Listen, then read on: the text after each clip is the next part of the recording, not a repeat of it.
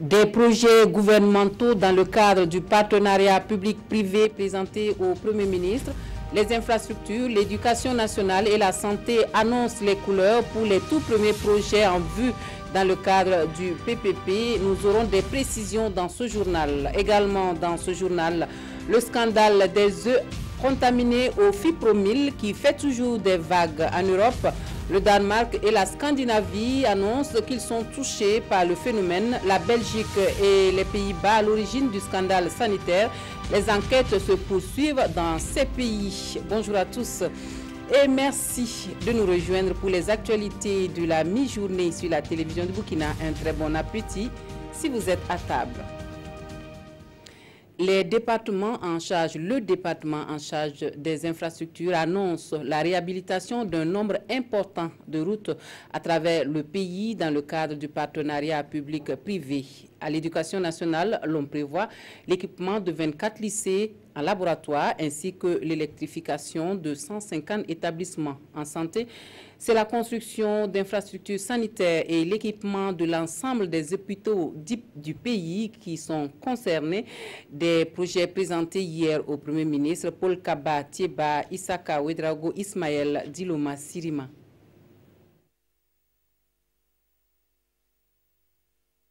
Du gouvernement sont toujours au four et au moulin. Ce jeudi, ils étaient à la primature pour présenter à Paul Kaba Tieba les projets d'infrastructure dans le domaine de l'agriculture, de l'eau et de l'énergie. Le ministre des Infrastructures annonce que dans le cadre des projets partenariat public-privé, certaines voies du centre-ville de Ouagadougou feront peau neuve. Comme les routes qui sont aux accès des villes, notamment la sortie vers Ouaguia et la sortie vers Pau, de même que d'autres voiries, aussi bien à Ouaga qu'à Bobo. Au niveau de l'éducation nationale, il y a de bonnes nouvelles pour les amoureux des filières scientifiques. Nous avons deux projets.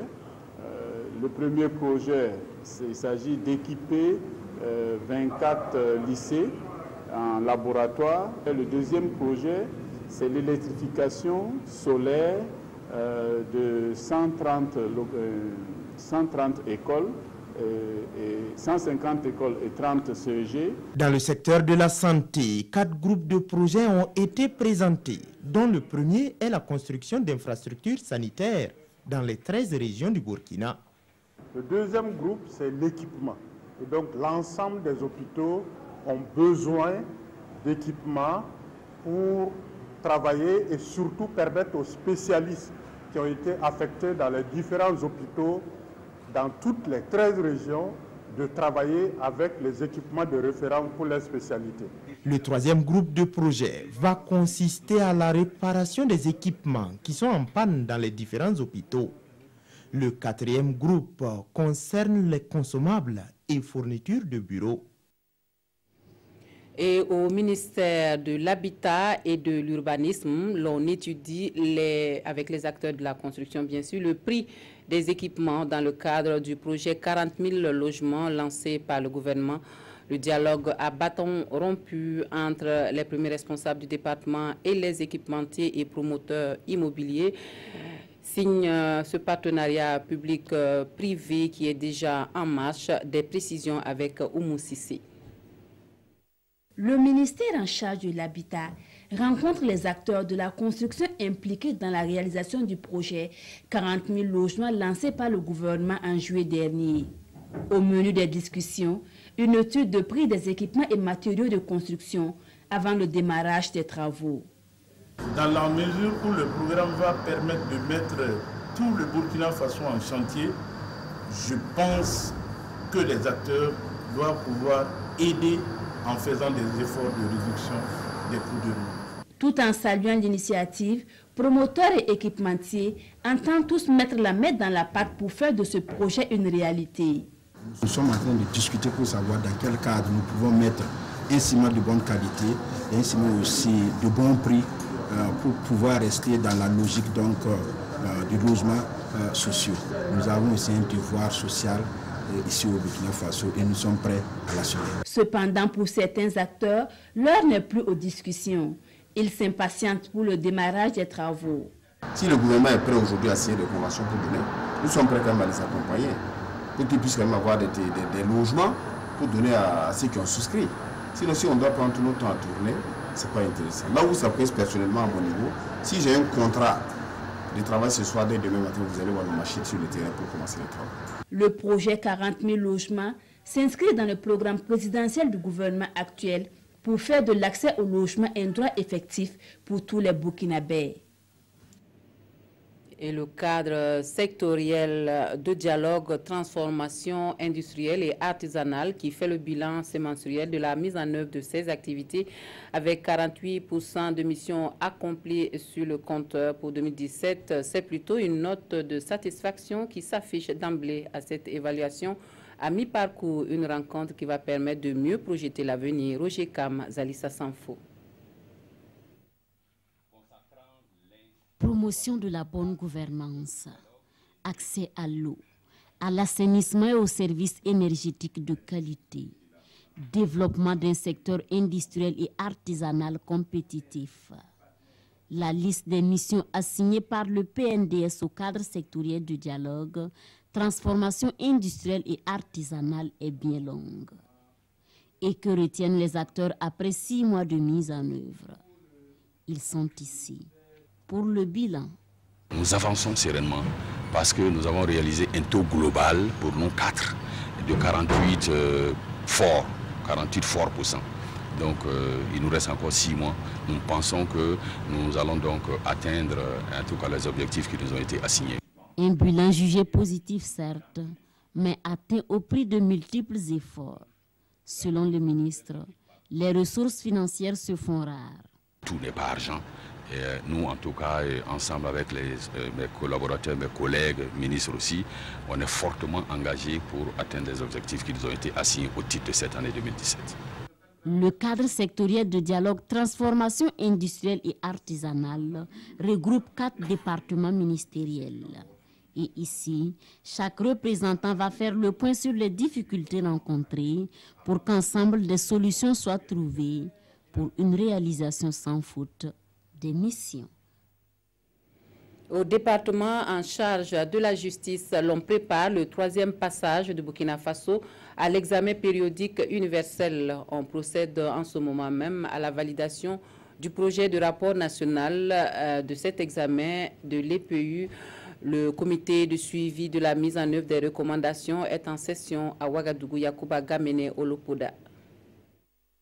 Le Burkina Faso prépare son 3e passage à l'examen périodique universel, un mécanisme des Nations Unies qui permet d'examiner la situation des droits de l'homme dans les pays membres.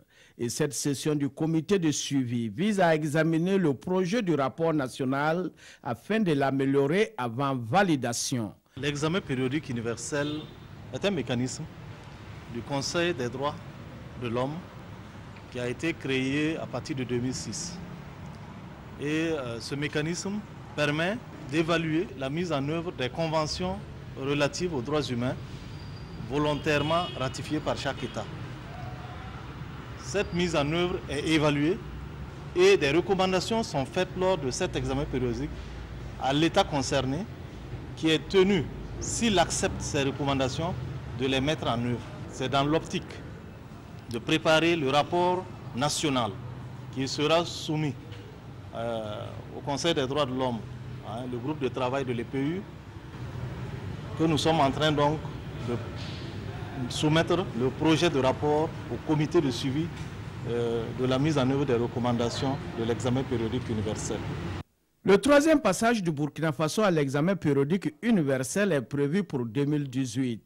Il est ici attendu du comité de suivi des propositions pertinentes qui vont permettre à l'équipe rédactionnelle de concevoir un document cohérent et riche en informations en matière des droits humains au Burkina Faso. Parlons de la situation des personnes déplacées internes au Burkina Faso qui est toujours une préoccupation avec le Haut Commissariat pour les réfugiés qui organise une rencontre d'information sur cette catégorie de personnes. La rencontre se tient en collaboration avec le Conseil national de secours d'urgence et de réhabilitation dont les chiffres font cap de plus de 4000 déplacés dans le Sahel, rien que pour 2017. Objectif attirer l'attention de l'opinion publique sur la gestion de ces déplacés et parler de l'application de la Convention de l'Union africaine sur la protection et l'assistance aux personnes déplacées internes. Des précisions avec Dila Rehien et Nathalie Savadogo-Napaloum. Les personnes déplacées internes sont ceux qui, du fait des conflits intercommunautaires, des conflits post-électoraux ou des chefferies traditionnelles, ou encore du terrorisme, ont quitté leur village, leur communauté pour trouver refuge dans un endroit sécurisé, mais qui restent dans leur pays. Au Burkina Faso, rien que pour l'année 2017, à la date du 30 juin, ce sont plus de 4000 personnes déplacées internes qui ont été enregistrées dans le Sahel. Une préoccupation pour les acteurs humanitaires réunis à Ouagadougou pour réfléchir ensemble afin de trouver les voies et moyens pour accompagner ces déplacés internes. L'importance de cet atelier aujourd'hui, c'est d'en parler, d'abord de la Convention et de voir comment nous pouvons l'appliquer au Burkina Faso. Et il faut justement un cadre légal. Et ça nous permettra de mieux travailler. Et donc, faire connaître ce cadre légal, identifier ces personnes, identifier les besoins et voir comment leur apporter une assistance. Le Burkina Faso fait partie des 27 pays qui ont signé et ratifié la Convention de Kampala à la date d'aujourd'hui sur les 56 que compte l'Union africaine. Une convention qui exige des États la nécessité d'établir et de renforcer des mesures régionales et nationales pour prévenir et éliminer les causes profondes du déplacement interne. Nous avons déjà l'accueil que nous faisons pour les personnes déplacées. Nous avons l'assistance alimentaire et matérielle. Nous avons aussi des actions d'appui psychosocial. Nous avons aussi des actions de médiation et de réconciliation. Pour la représentante du HCR au Burkina Faso, la convention existe déjà, mais il faut la domestiquer, c'est-à-dire l'inclure dans la législation burkinabé.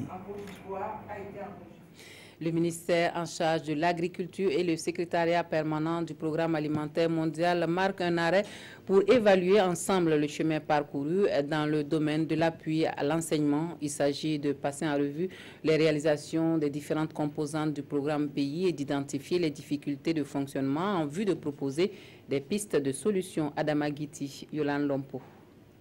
Le ministère en charge de l'agriculture et le secrétariat permanent du programme alimentaire mondial jettent ici un regard sur les activités menées au titre du premier semestre de l'année 2017 dans le domaine de l'appui à l'enseignement primaire.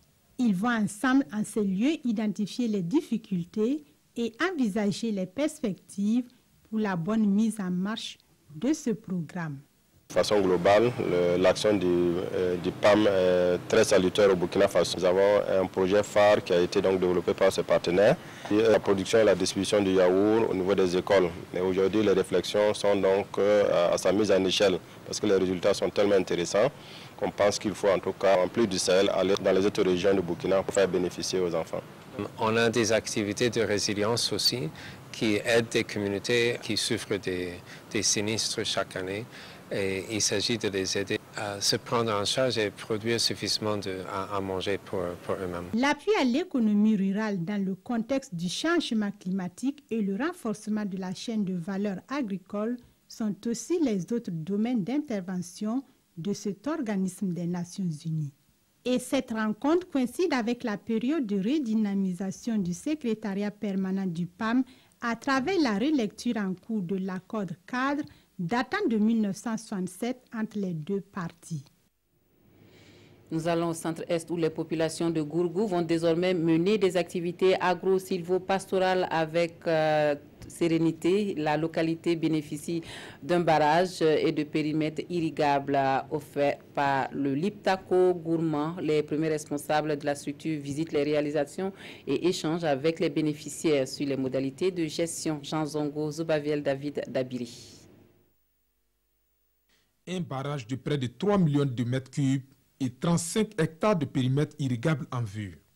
De quoi relancer les activités agro-silvo-pastorales à Gourgou, dans le Boulgou. Ces infrastructures à vocation agricole sont en cours de réalisation dans le cadre du projet d'aménagement hydro-agricole dans la région de Liptako Gourma phase 2 extension. Elles sont estimées à environ 2 milliards de francs CFA. Et pour s'enquérir de l'état d'avancement des travaux, les premiers responsables de l'autorité du Liptako Gourma sont sur le terrain. Après une visite guidée des ouvrages, le directeur général s'entretient ici avec les populations bénéficiaires sur les modalités d'aménagement des parcelles et la gestion des ressources halieutiques. Saïdou Oua, ces infrastructures répondent à un besoin des populations du Boulgou qui pendant longtemps ont vu leurs activités existentielles que sont l'élevage, l'agriculture et la pêche tourner au ralenti du fait du manque de retenue d'eau. Pour une gestion efficiente et en vue de prévenir les conflits autour de l'exploitation de ces ressources, un comité de gestion est déjà mis en place. Un comité qui entend prendre en compte les femmes dans la clé de répartition des parcelles. Les services techniques en charge de l'eau et de l'agriculture du Centre-Est sont également impliqués dans la réalisation de ce projet. Les infrastructures sont prévues pour être livrées d'ici la fin de l'année 2017. Hors de chez nous, en Europe, les pertes occasionnées par le scandale des œufs contaminés au fipronil se chiffrent en de centaines de millions d'euros. On a évité de justesse la crise sanitaire, mais le scandale qui est parti de la Belgique et des Pays-Bas touche plusieurs pays. Le Danemark et la Scandinavie sont les derniers en date. Le Danemark et la Slovaquie s'ajoutent à la liste des pays touchés par le scandale des œufs contaminés au friponil. Ils sont désormais une dizaine. 20 tonnes d'œufs en provenance de Belgique, présentant des traces de cet insecticide interdit dans les élevages, auraient été vendues au Danemark. Mais l'autorité alimentaire et vétérinaire du pays se montre rassurante. C'est une grosse affaire et nos analyses montrent que le niveau de friponil dans ces œufs est illégal, déclare Nicolas Hove, mais qu'il ne représente pas pour autant de risque urgent pour la santé des consommateurs. Nous avons de bons rapports avec Danek Products qui a importé ces œufs. Ils sont en ce moment en train d'avertir leurs clients. L'enquête s'accélère dans les pays à l'origine du scandale sanitaire, la Belgique et les Pays-Bas, où ont été arrêtés les dirigeants d'une entreprise, Chick Friend, suspectés d'avoir appliqué le produit dans les élevages. 8 perquisitions ont été menées, affirme le procureur public néerlandais. Des propriétés des véhicules ont été inspectées ainsi qu'un compte bancaire. 11 fouilles ont eu lieu à travers la Belgique, dit la procureure d'Anvers. Des preuves à charge ont été accumulées. Si la crise sanitaire semble avoir été évitée de justesse, le coût du scandale s'élèverait à plusieurs centaines de millions d'euros. Retour au Burkina où les quotidiens expriment leur inquiétude sur la situation politique au Kenya alors que les résultats des élections sont attendus pour ce vendredi. Au plan national, les parutions de ce jour commentent le verdict du procès en diffamation d'un journaliste devant le tribunal de grande instance de Ouagadougou. La revue de presse avec Vincent Kiendrebego. Procès en diffamation de Lukman Sawadogo, largement médiatisé, et le doute profite aux journalistes. Selon Sidoya, le directeur de publication du journal Le Soir, poursuivi pour diffamation par les magistrats, le tribunal de grande instance de Ouagadougou a estimé que les faits à lui reprocher n'étaient pas établis. Conséquence, Lukman Sawadogo, relaxé, titre le pays et sort indemne de la procédure intentée contre lui.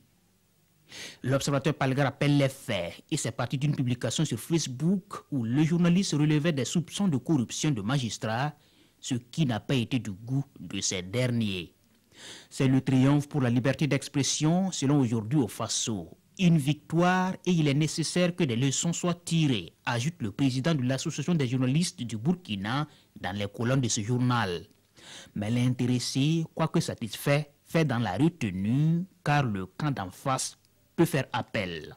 Vendredi de l'apocalypse ou de tous les dangers, quelques quotidiens expriment l'inquiétude sur la situation politique kenyane. C'est en principe aujourd'hui que les résultats des élections générales sont attendus, rappelle l'observateur Palga. Mais déjà à Nairobi, le ton est déjà donné et les opinions tranchées, tandis que le pays tout entier retient son souffle. Le rôle de l'opposant Odinga paraît crucial pour éviter que la situation dégénère, alors que lui-même dit ne pas contrôler le peuple. Pour aujourd'hui au Faso, si Raila Odinga, après cette énième tentative, est victime de fraude, on peut comprendre qu'il se rebiffe et lance ses hommes dans la rue. Tout comme Uhuru Kenyatta, s'il a gagné les élections dans les règles, ne peut céder le fauteuil présidentiel parce qu'il faut simplement contenter un éternel rival. On s'arrête ici pour les actualités de la mi-journée. Merci de votre attention. Excellent après-midi à tous et à toutes.